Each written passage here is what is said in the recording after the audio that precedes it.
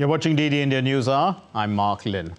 Now, governments have launched new initiatives on Saturday to bolster clean energy and to wean themselves away from fossil fuels at the UN Climate Summit in Dubai, where the countries are grappling with how to halt the non-stop rise in planet warming emissions. In one of the most widely supported initiatives, 118 governments pledged to triple the world's renewable energy capacity by 2030. The pledge was among a slew of COP28 announcements on Saturday. Syed Abzarul Hassan puts this into perspective for us.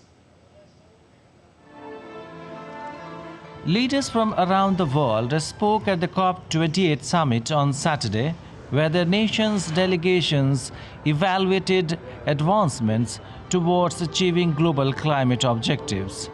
At COP28, a pact on food security was endorsed, committing 134 countries to incorporate food system into their climate strategies by 2025. Today, 134 countries signed the UAE Food and Agriculture Declaration, which will include food systems transformation in national climate plans by 2025. And last but not by no means least, local leaders launched a coalition calling on governments to consult regional governments when formulating 134 NDCs and to increase subnational climate finance. At the summit, US pledged $3 billion to the Green Climate Fund.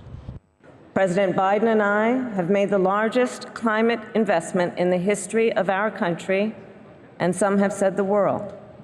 Roughly $1 trillion over the next 10 years.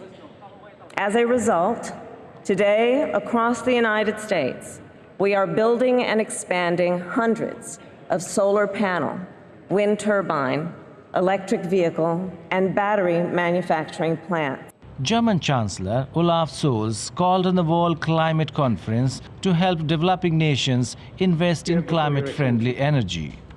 It is still possible for us to reduce emissions enough in this decade to meet the 1.5-degree target. But the science tells us quite clearly that we have to hurry despite all the geopolitical tension, because climate change remains the great global challenge of our time. US climate envoy John Kerry urged companies and communities to take action to mitigate the worst consequences of the climate crisis. We're not asking anybody to give up the quality of life. We're asking you to actually embrace a better quality of life. If you're not dying because the quality of air sucks, then you got a better quality of life. You're not being sent off as a young person to fight a war to protect the sources of your energy, where energy is now being weaponized. You got a better life. In fact, you even have a chance to stay alive. While President Lula da Silva of Brazil cautioned that the failure to meet climate commitments was undermining the promises made in the earlier summits. The non-fulfillment of the commitments that were taken erodes the credibility of the regime. It is necessary to rescue the belief in multilateralism. It is unexplainable that the UN, although in all its endeavors shows itself incapable of keeping peace simply because some of its members profit from war. The major focus of the COP28 is the phasing down or phasing out of the fossil fuels, including oil and gas. But no breakthrough agreement has been achieved yet to stop global warming and fight climate change.